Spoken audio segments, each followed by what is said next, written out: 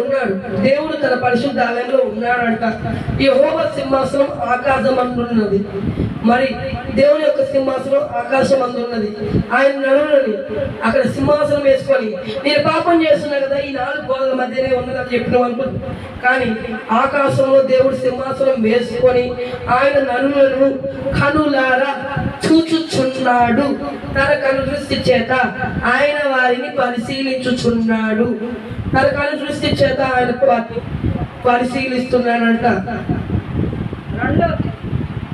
కీర్తన గ్రంథము 2వ దినవృత్తాంతములో 16వ అధ్యాయం 9వ వచనం చూద్దాం. తన ఎడల యథార్థ హృదయం గలవారిని బలపరచుటకై యెహోవా కను దృష్టి లోకమంతట సంచారము చేయుచున్నది. ఈ విషయమందు నీవు మతి తప్పి ప్రవర్తించితివి గనుక ఇది మొదలుకొని నీకు యుద్ధములే కలుగును.